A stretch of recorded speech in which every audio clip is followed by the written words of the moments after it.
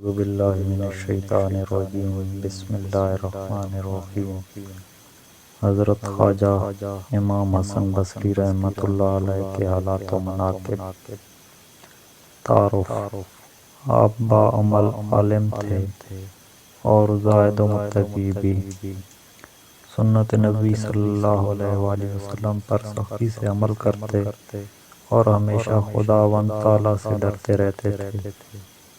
آپ کی والدہ ام المومنین حضرت ام سلمہ رضی اللہ تعالیٰ عنہ کی کنیز تھیں، اور جب بچپن میں آپ کی والدہ کسی کام میں مصروف ہوتیں اور آپ رونے لگتے تو ام المومنین آپ کو گود میں اٹھا کر اپنی چھاتیاں آپ کے منہ میں دے دیتیں اور وفور و شوق میں آپ کے پستان سے دودھ بھی نکلنے لگتا۔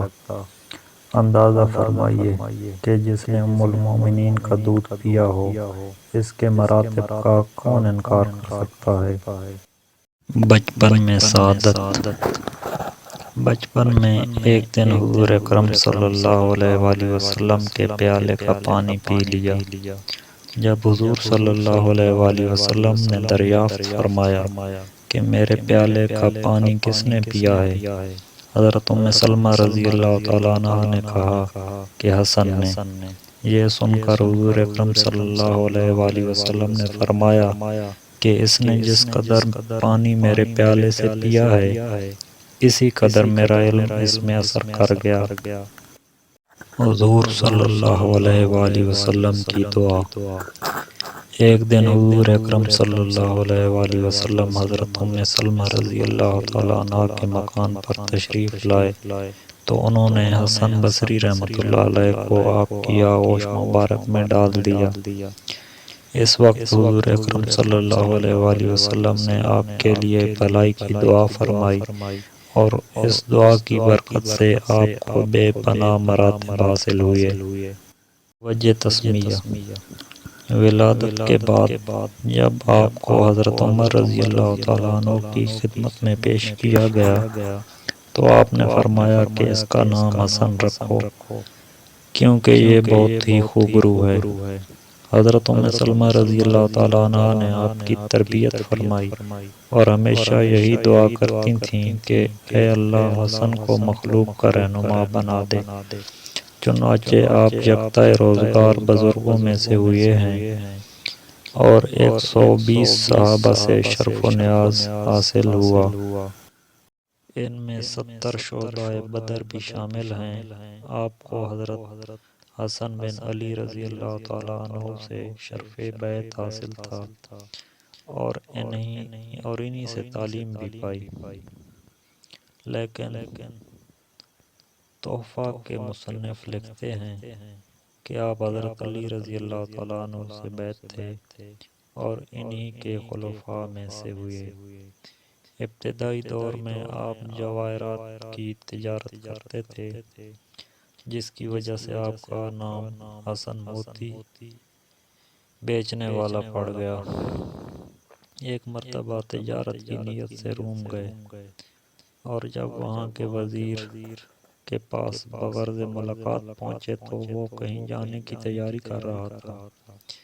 اس نے پوچھا کہ کیا آپ بھی میرے ساتھ چلیں گے؟ فرمایا کہ ہاں۔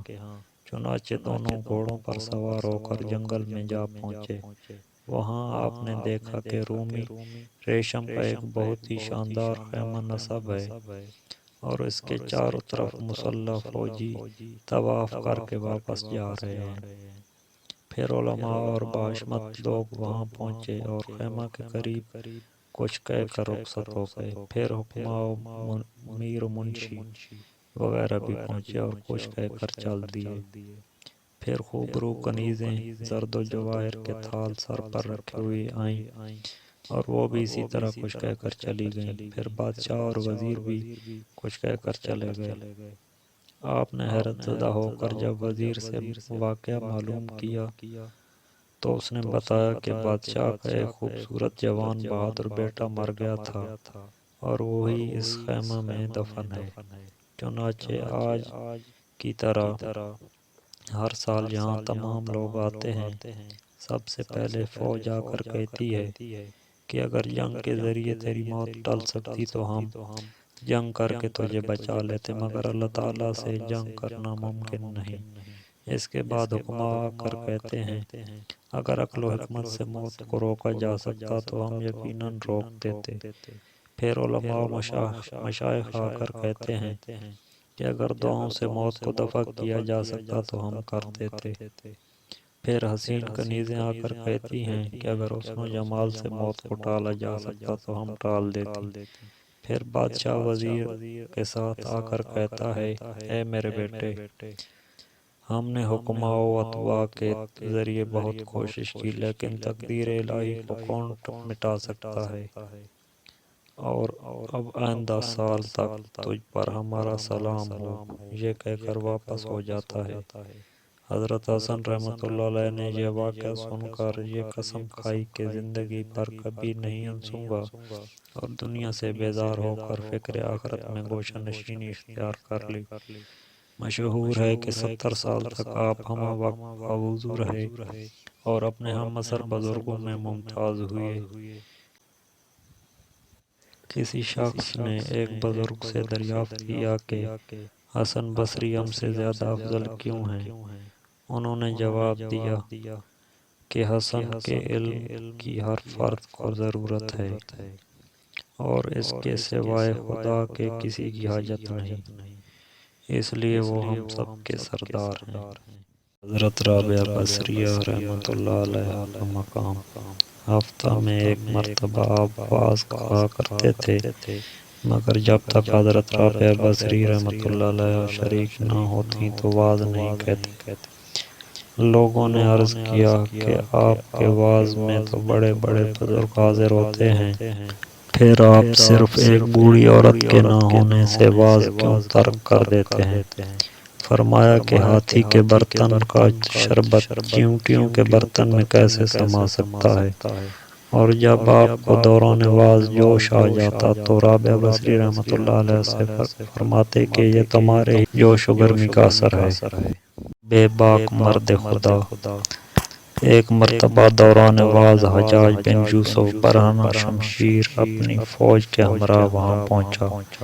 اسی محفل میں ایک بزرگ نے اپنے دل میں خیال کیا کہ آج حسن بصری کا امتحان ہے کہ وہ تعظیم کے لیے کھڑے ہوتے ہیں یا واز میں مشغول رہتے ہیں۔ چنانچہ آپ نے حجاج کی آمد پر کوئی توجہ نہیں کی اور اپنے واز میں مشغول رہے۔ چنانچہ بزرگ نے یہ تسلیم کر لیا کہ واقعی آپ اپنی خصلتوں کے اعتبار سے اسم باسمی ہیں، کیونکہ احکام خداوندی بیان کرتے وقت آپ کسی کی پرواہ نہیں کرتے تھے۔ اختتام واز کے بعد حجاج نے دست بوسی کرتے ہوئے لوگوں سے کہا کہ اگر تم مرد خدا سے ملنا چاہتے ہو تو حسن کو دیکھ لو۔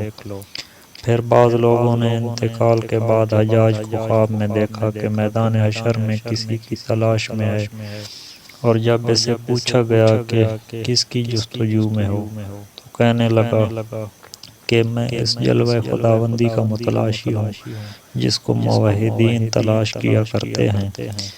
لوگ کہتے ہیں کہ وقت مرگ حجاج کی زبان پر یہ کلمات تھے کہ اللہ تو غفار ہے اور تجھ سے برتر کوئی دوسرا نہیں، لہذا اپنی غفاری ایک کم حوصلہ مشتاق پر بھی ظاہر کر کے اپنے فضل سے میری مغفرت فرما دے، کیونکہ پورا عالم یہی کہتا ہے کہ اس کی بخشش ہرگز نہیں ہو سکتی اور یہ عذاب میں گرفتار رہے گا۔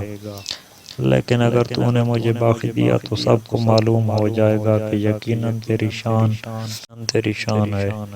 جب حسن بصری نے یہ واقعہ سنا تو فرمایا کہ یہ بد خصلت حصول آخرت بھی اپنی مرضی سے کرنا چاہتا ہے۔ بلغ کی عظمت۔ حضرت علی رضی اللہ تعالیٰ عنہ جب وارد بصرہ ہوئے تو تمام واعظین کو واز گوئی سے منع کرتے ہوئے فرمایا کہ تمام ممبروں کو توڑ پھینک دو۔ لیکن جب حسن بصری رحمۃ اللہ علیہ کی مجلس واز میں پہنچے تو ان سے پوچھا کہ تم عالم ہو یا طالب علم؟ آپ نے جواب دیا میں تو کچھ بھی نہیں ہوں، البتہ کچھ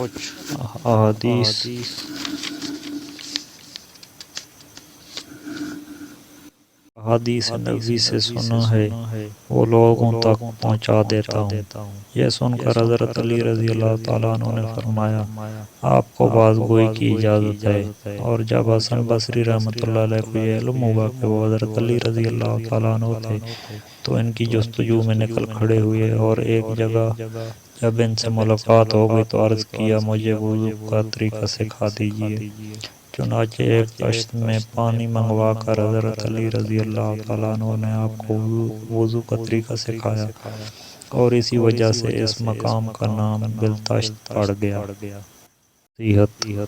ایک مرتبہ حضرت عمر بن عبدالعزیز نے آپ کو مکتوب ارسال کرتے ہوئے تحریر فرمایا کہ مجھے کوئی ایسی نصیحت کیجیے جو میرے تمام امور میں معاون ہو سکے۔ جواب میں آپ نے لکھا کہ اگر اللہ تعالیٰ تمہارا معاون نہیں ہے تو پھر کسی سے بھی امداد کی توقع ہرگز نہ رکھو۔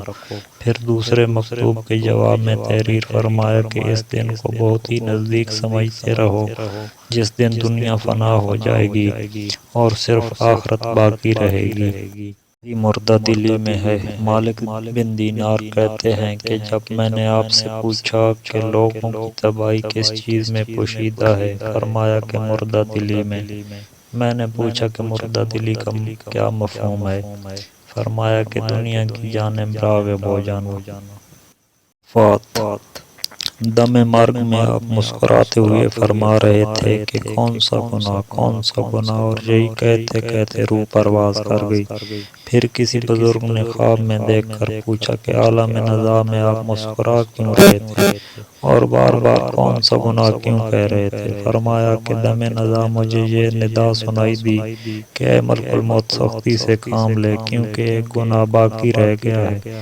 چنانچہ اسی خوشی میں مسرور ہو کر بار بار کون سا گناہ کہہ رہا تھا۔